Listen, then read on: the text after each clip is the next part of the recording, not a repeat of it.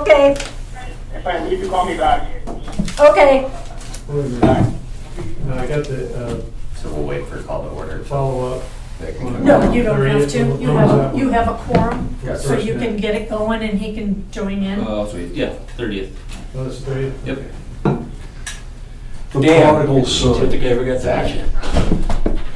Wait, one to, Thomas, where are you, sir? Good to see you. Yeah. How you been? All right. This guy I know. You know me. Dan. Dan George. We're sitting out of the way. I'll sit in the back. I like it in the back. Go play footsie with Bubba. So is that Andreas? Nathan's on the line. Nick Monterey. I haven't heard Okay, from that's Andres. I haven't And then- either. Thank you. Let's do this, because I think he usually comes to this door. He's sitting way back here. Dang. Well, if I sit next to Bubba, I don't know what'll happen. Yeah. Yeah, I'm back. Okay. So Andres can sneak in when he wants to.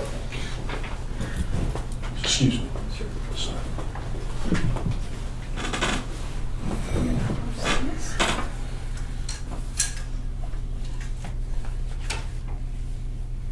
That way the radio doesn't irritate everybody. Cool. So we can go ahead and call to order the regular meeting for Wednesday, August 23rd. Do we want to go ahead and do the Pledge of Allegiance?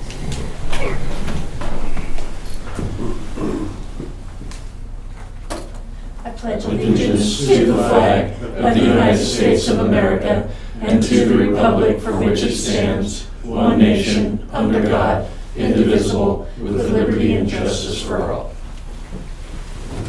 All right, we'll do a roll call. Nick, Here. Andres, Zach, Here. Tom, Here. Joe, here.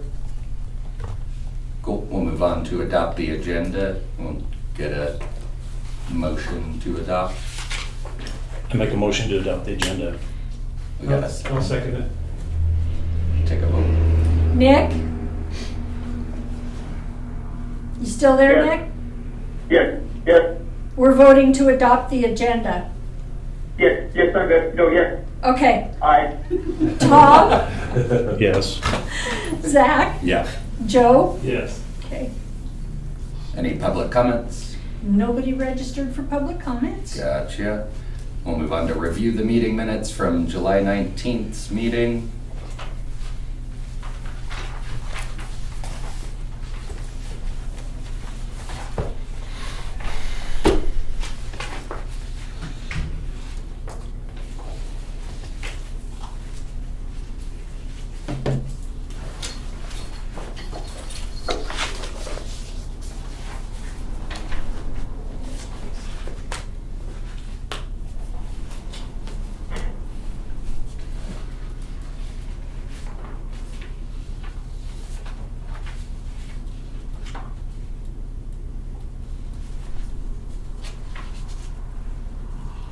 And then at any point, just a motion to approve the minutes. I'll make a motion to approve the minutes as written. Second. Cool. And a vote. Nick, Yes, Tom, Yes. Zach, Yes. Joe. Yeah.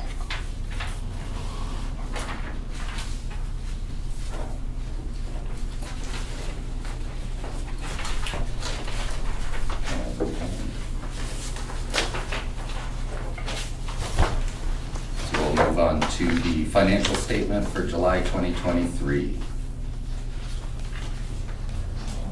Total cash on hand for July was $3,208,302. That's up about $15,714 from the previous month. Our year-to-date net income is $636,378, and our accounts receivable year-to-date is $2,608,117. Same concerns as before. Medical supplies, fuel's actually down year to year, about $10,000.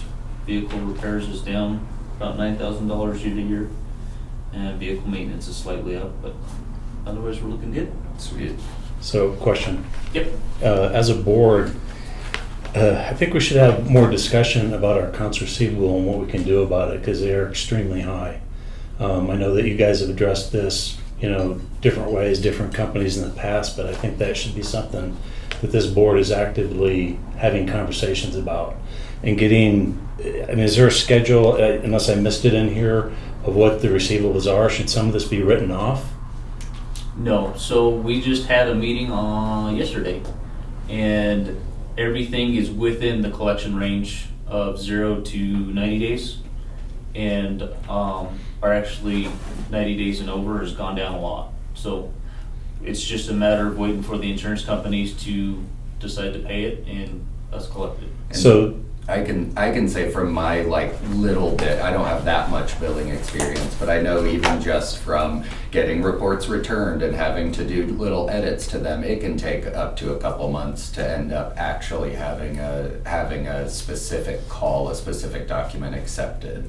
So you'll have a couple times the billing department will send it back to you and be like, hey, is this how it actually went? Is this worded correctly, or is this something that we can fix? And they never push you to change anything, but they kind of figure out it's like this word will get it denied, but it's not what we were doing anyways. but would it be too much to ask for a schedule to see how far out we are? No, I think that depends on, I guess, your guys' rapport with. I can.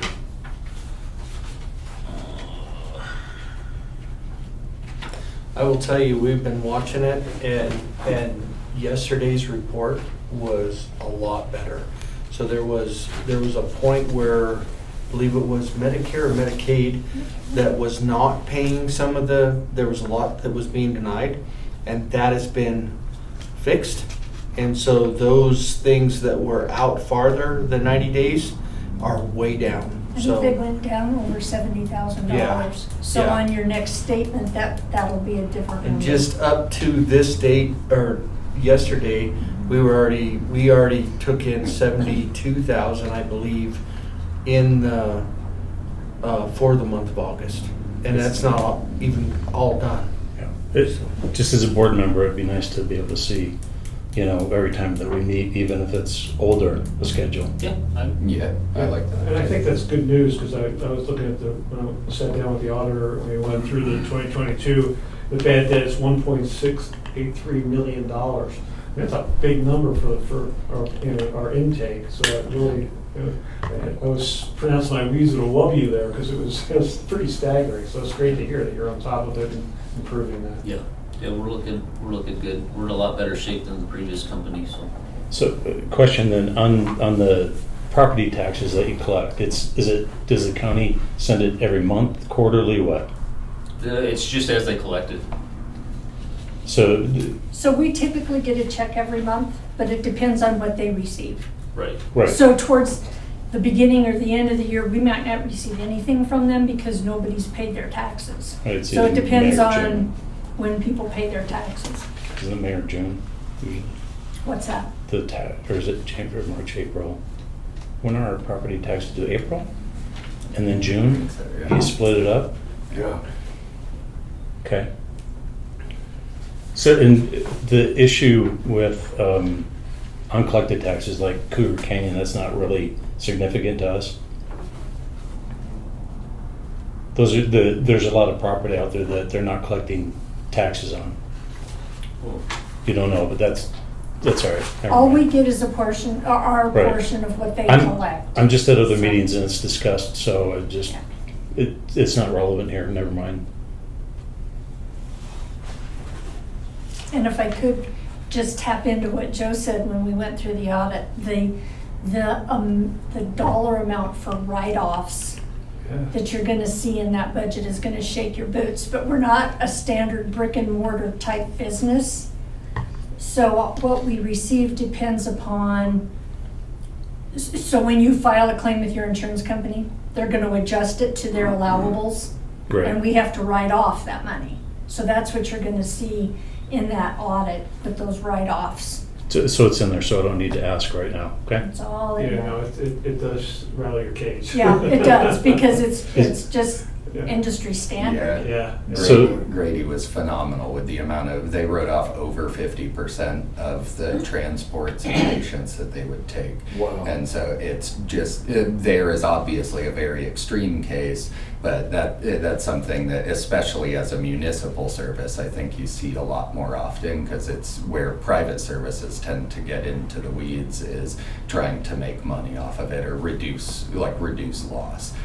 So. And when you think about our constituents, isn't the right word, but our demographics here mostly is Medicare, Medicaid.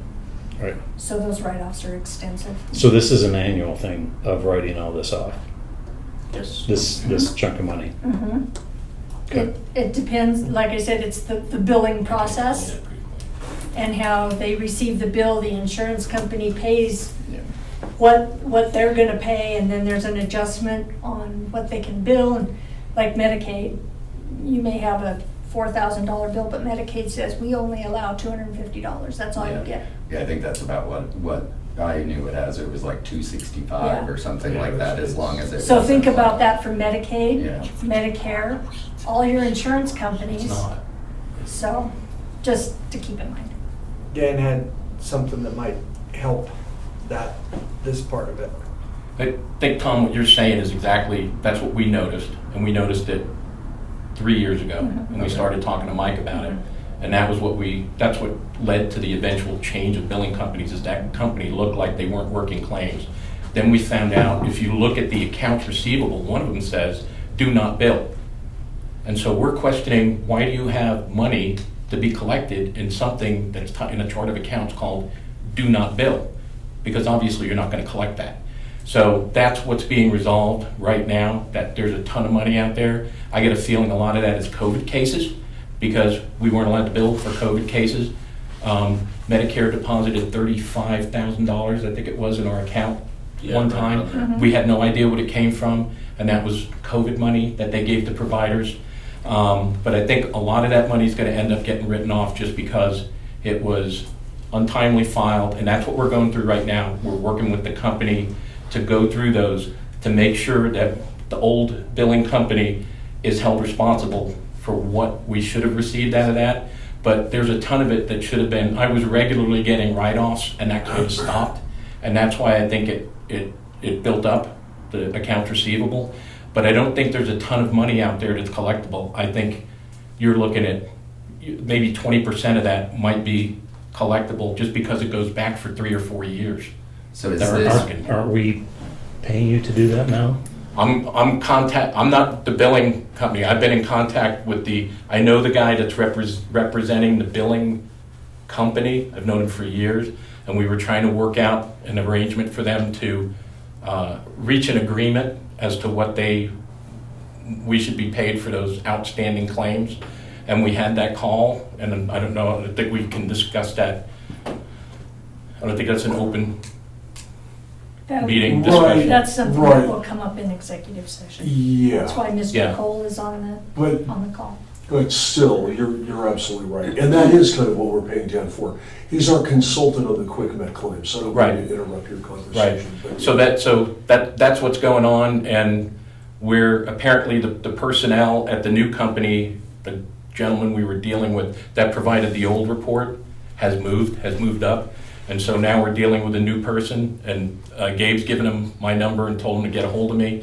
And so we're gonna try and work that out and come up with a real number for a counter proposal. But I think a lot of that money that we saw in there, Mike Dixon and I came up with a 30% number as the total collections. You said, writing off 50%, but 30% of what you bill is generally what you collect. That's been our historical average, and that's because our rates can be $1,000. Medicare says, yeah, but we're paying you $350. That, you have to accept that, and that the other parts are called contractuals. Same thing with Medicare, where we can bill whatever the bill is, it is. That's what our charges are. Medicare says that's fine, but you're a Medicare provider, therefore you accept assignment, they call it. And this is what we pay for that trip, and the rest of it is a contractual obligation on your part. Same thing with an insurance company. If you ever get your EOB and you have insurance, you go to the hospital and it says, like you had your blood work, and it says blood work is $350, and then it shows a discount because the insurance company has a contract with that hospital, and so it'll say a $250 discount, and then it'll say it's $100 over here, and then what your copay is. That's what it is. It's just Medicare and Medicaid, which is probably 75% of our income, 70, yep. is, even though we bill it out, those contractuals are automatically deducted. That's been in the ambulance business forever. So when you came here, the percentages haven't changed much? No. As far as percentages of collecting what you bill? Yeah, collection, well, because that's the Medicare rate. That's what now the rates have gone up a little bit, and a lot of times the rates that Medicare charges are based on what the rates are that ambulance companies in that area charge. So if the ambulance companies raise the rates, Medicare looks at that and then they start raising their allowables, what they will pay. But they're nowhere near what your bill is. So if we go up to take somebody up to Colorado Springs, that could be a $1,800, $2,500 bill. Medicare is going to pay you $900. The rest of that is written off as a contractual. And so that's what we're looking at in those numbers, is I think a lot of those that we're seeing in there are contractuals that were never deducted from what we got paid. So it looks like it's an amount we should receive, but it's not real money. It's money that should have been deducted in the past. Did that clear it up or make it more confusing? No, I've actually observed this for a long time, so I'm a little bit familiar Okay. with this, and I have financials going back to 2005, so Right. I can pull those out and take a look. I mean, certainly revenue here has changed quite a bit once we expanded the district in 2008. Right. So I mean, the rates have kept up with the medical cost of living, the consumer price index, the medical consumer price index. We did that for the Denver metro area, and that's what we based our rates off of. So, but I don't know when the last time, I think it's been 20 or 21. 21 was the last time they did a rate change. And I think there was something in those minutes where we were allowed to go so much, a percentage every year. So, and that's kind of what I'm here for, Tom, because there's a lot of institutional knowledge. That stuff I sat in, Gabe wasn't in. Gabe wasn't deputy chief for a long time. Then he came in and he was in on meetings, but there's a lot of stuff that I was doing on the business end of it. It wasn't operations, which is what he was more focused on. So sometimes it's just questions that have to be resolved. My historical knowledge goes back even farther. I'm sorry? I said my historical knowledge goes back even farther. I know. You lived here longer than me, Tom. Yeah. Cool. So do we have anything else to cover through financials, or? I'm done. We at a point of making a motion on accepting the financial report? I'll make a motion to accept the financial report. Second? Second. Cool. Nick, Yes, we're voting on accepting the July financial statement? yeah, I'm good, I heard everything, I'm good. Tom, I'm sorry, yes. Zach, Yes. Joe? Yes.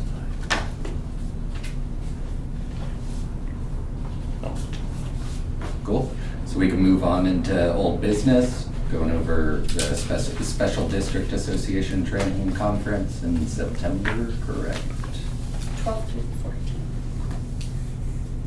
You had asked for this to be on the agenda, so. Yeah, and so I asked if you guys, I think, now I forgot, it's 190 or 75 or something like that. And I was wondering if the district would pay it. If not, I'm just going to apply the checks that I have. But I looked through their calendar and their classes. There's some really interesting stuff there. I'm not interested in going to Breckenridge or wherever this is being held. I mean, I can watch it online. And I appreciate you putting the packet in there with the stuff.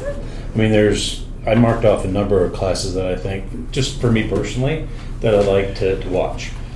And I don't know, because I didn't follow up on it, I don't know whether if we pay for one, that includes the entire board access, But, you know, we can find out, they probably want to charge each individual, I would I think. so.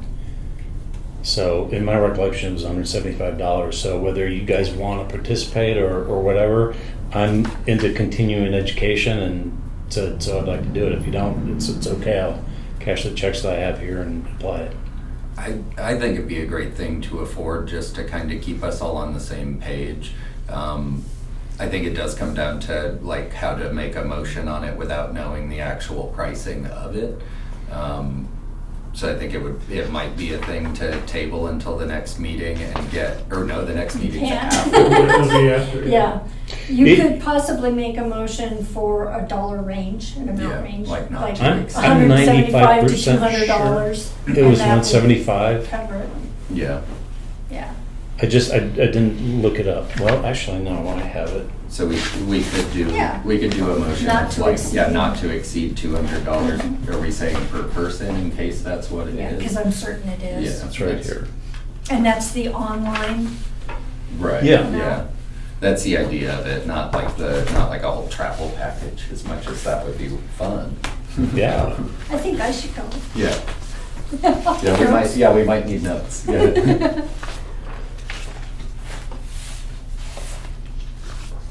But yeah, I think it'd be fine to make a motion of not to exceed $200 per person to allow the district to pay for. The question is, does anybody else want to participate? I think I would go. That would be something. You mean go online? Yeah, for sure. Yeah. Yeah. No, I don't. We're not asking to send us a record. But I think I would allot time to do so. Okay. So Let me just ask a silly question here. What does the training conference cover? I mean, is this something for a novice like me that really doesn't help me at all understand, or are there courses that? So it would ultimately be a question for information from Tom, as Tom proposed it in the last meeting.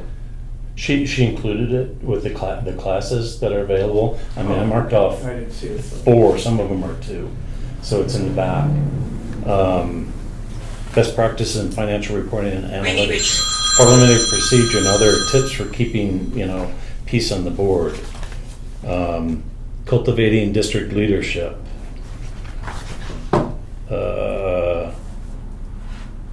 Rumors and regulations, how to combat misinformation and build community trust.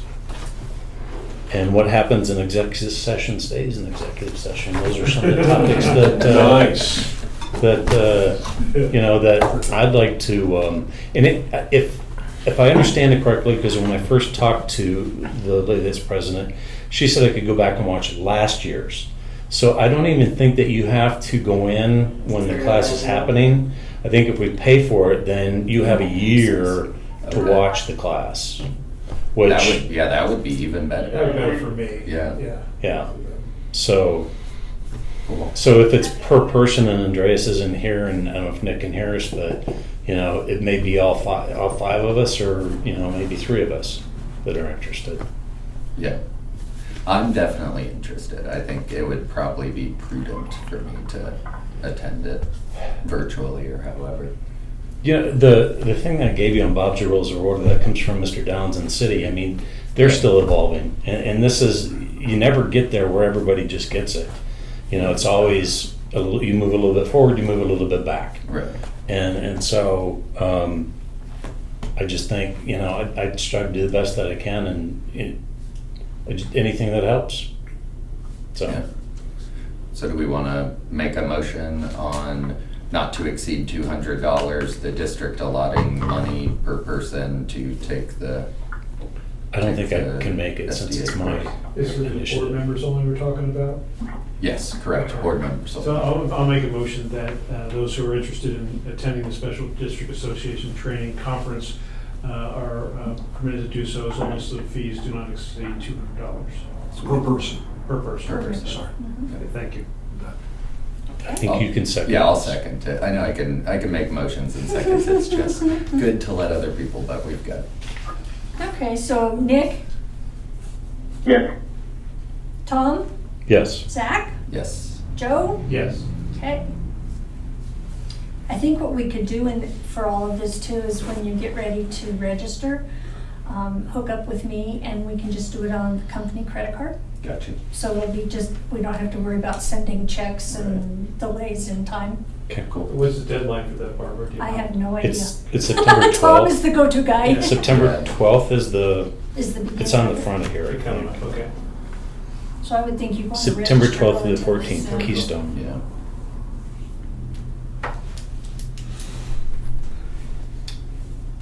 Cool. So Cool. then let's move on to any new business.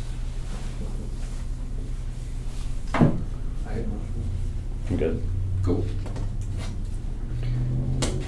I guess vote to move on from new business, or just call it since. There's nothing to vote on, Sweet. so if there's just nothing there, there's just. We'll go to the director's report. Okay. No updates for medical direction. Dr. DeWall will be here at the end of October for in-person training. We'll discuss are we gonna discuss the billing company? You know, it's not on the executive session agenda. So. Sorry about that. Okay. So EMSMC, our new billing company, has collected $2,503 out of the old AR from the old billing company. So we're starting to see collections coming from that. We did meet via Zoom with QuickMed. They made an offer. We're not happy with it. We're gonna review it and come back with something different, so. That's where we're at with the billing company. And that was their offer on, was it the things that weren't billed in time? Things Yes. that, okay. Right. Yep.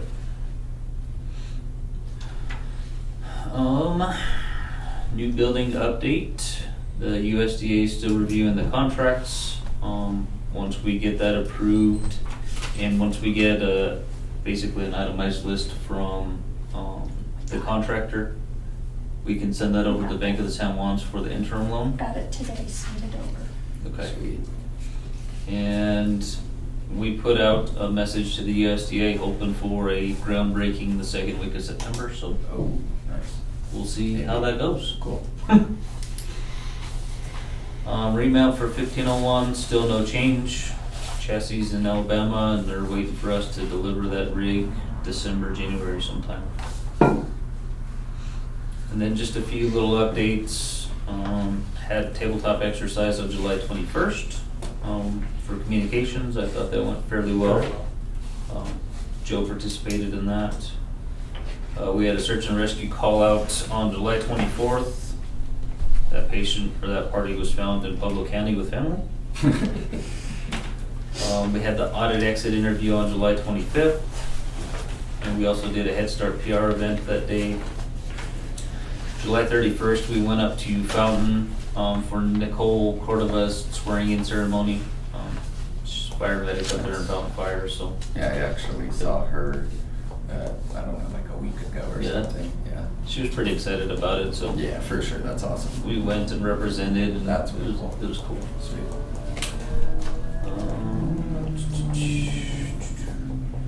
We had TBI trauma training the week of August 8th, and then we prepped for the Stop the Bleed training that we did on August 14th. We had a vent demo on August 9th for our new Zoll vents that we're gonna get on the grand tier as soon as the state says you guys should get to purchase, so we'll have those new vents soon. We did a tactical care training for TPD SWAT on August 11th at their request. And then August 14th through the 18th, all week, we did standard response protocol and Stop the Bleed for all of the area schools. Nice. So we partnered, last year was the first year, we partnered with Nick and the TPD and the SROs to just bring all of the schools to one place for a week-long training.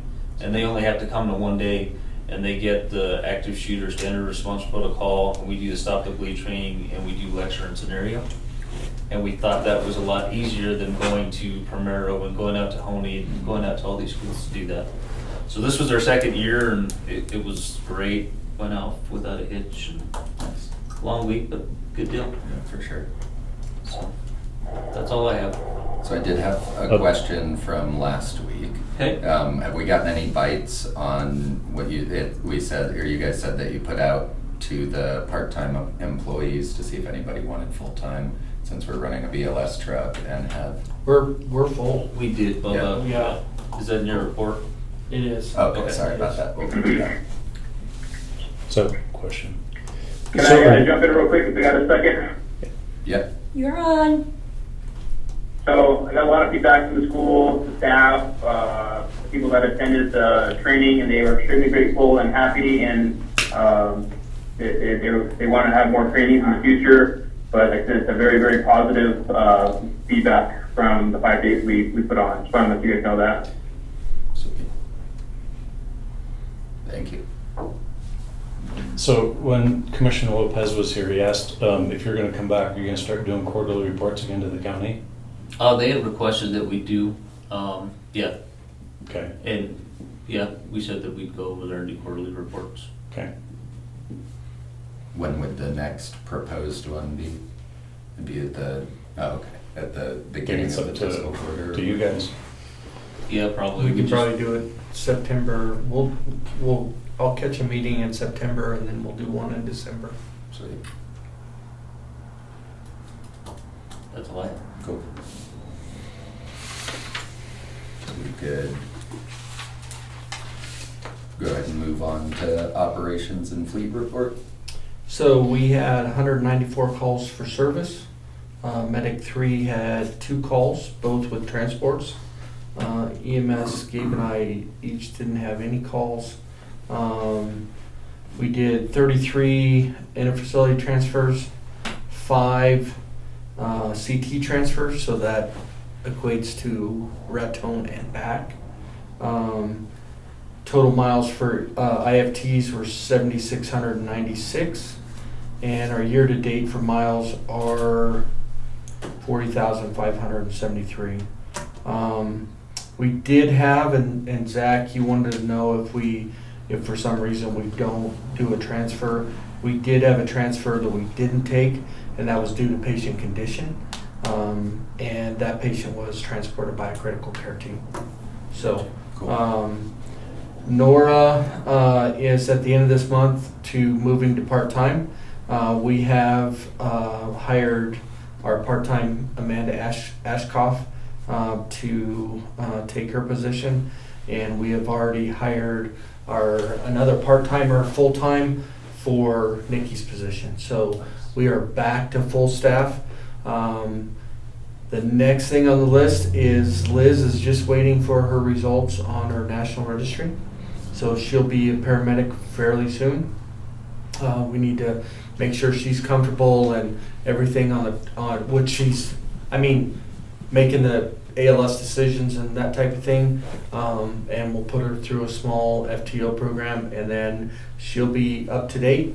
And then we will be fully staffed with ALS at least at the intermediate level. Now, depending on staffing, because we did lose 2 part-time staff, we have interviews on the 6th for 2 more part-time EMTs. So that'll take a while to get through the program because they've never worked EMS. But if we hire both of them, we'll kind of start beating that back up. I'm halfway through my community paramedic course, still on track to end on or before September 16th. And I'm happy to report for the first time in months, we have all 5 rigs up and running. Wow. Don't say That that. feels, So- that feels Well done. like motivation. Yeah. from the sky. Yeah, you should have let us know beforehand, we would have had party favors. So we had a few little issues. Anytime you swap an engine, the AC line was bad, so we got that taken care of. So that's where we're at. Way to Any go. questions? Very good. Zach had asked before, is this point, have there been any transfers that we haven't Oh, yeah. taken? He said there was one, but it was only because of because they ended up going by a critical care truck. Sorry, I Because of was patient reading condition. sometime, I missed it. Okay. Sweet. Sounds good to me. And it's time to move on to executive session. We gotta have a, Look, Bob, are you still with us? Yes, I am. Good afternoon. Can you hear me okay? We can. They're just getting ready to retire into executive session, so I wanted to touch base, make Good. sure you were all in. Good. So we do need a motion to retire into executive session based on what is noted on the agenda. thank you. I'll make a You motion too. that we move to executive session based on the concept of the director. I'll second it. Okay. Nick, do you agree? Yes. Tom? Yes. Zach? Yes. Joe? Yes. Okay. Who is this on? Bob Cole is representing The law Collins, firm. Cole, Wynn, and Flynn? No, I'm not sure that's right. I'm so sorry. That rhymed way too well. But this is the legal counsel that we've retained to work on updating the service plan and the health service district. Right. He's filling in for the. He's filling other in for attorneys. Catherine For Wynn Catherine. Okay. Exactly. because she was unable to attend. So as we go into executive session, can we have all recording devices? Yes. Oh. That